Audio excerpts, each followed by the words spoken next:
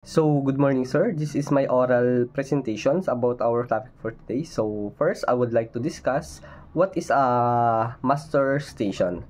So, a master station on board is a designated area on a ship where passenger and crew gather in event of an emergency.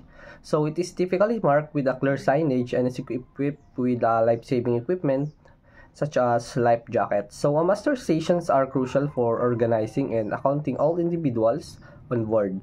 So, during an emergency, ensuring everyone receive an instruction and assistance. So, there are emergency procedures and alarms on board. So, first, we must discuss fire alarm.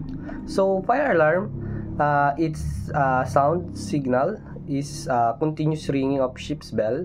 So, the procedure we must to do is to evacuate the area, close the doors to contain the fire, and proceed to the master station. So, usually trained personnel should attempt to extinguish the fire if it is safe. So, number two is the, what do you call, the general alarm.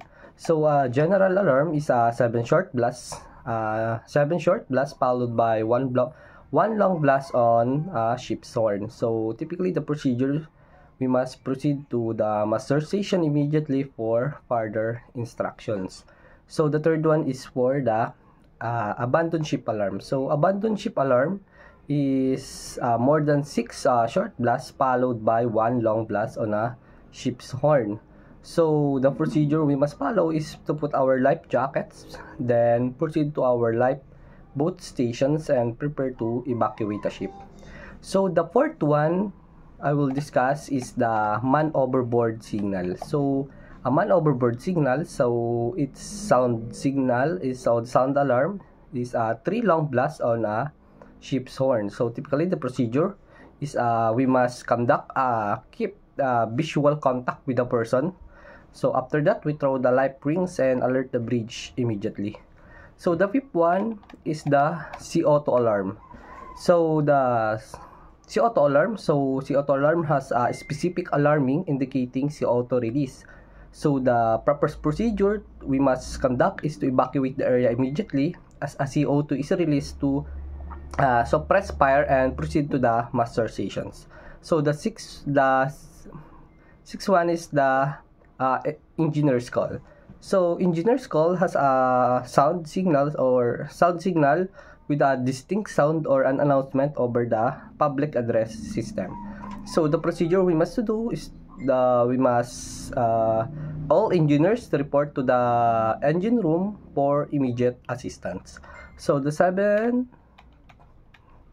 alarm we must discuss is the cargo hold flooding. So, cargo hold flooding, its sound signal is a specific alarm or typically an announcement. So, its procedure is to seal the affected areas. After that, activate the build pumps and report to the bridge. The next one is the pollution prevention. So, pollution prevention has also a sound signals or a specific alarm or announcement. Then, a proper procedure we must conduct is to stop the operation causing the pollution. We must contain the spill and report to the bridge. So, the last one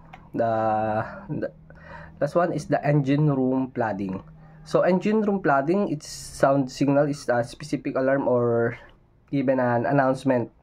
Then, procedure we must do is to seal off the area, activate the bilge pump, and also report to the bridge.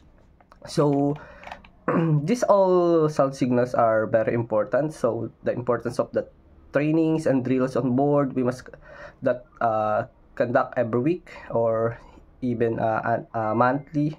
So, for us, the trainings and drills are vital for ensuring the safety and preparedness of the crew and the passenger.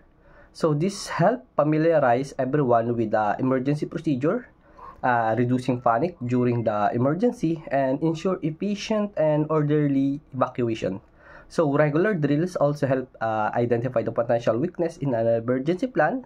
So, we must rectify it to make it perfect and allowing for improvements and ensuring compliance with the safety regulation. So, that's all. Thank you.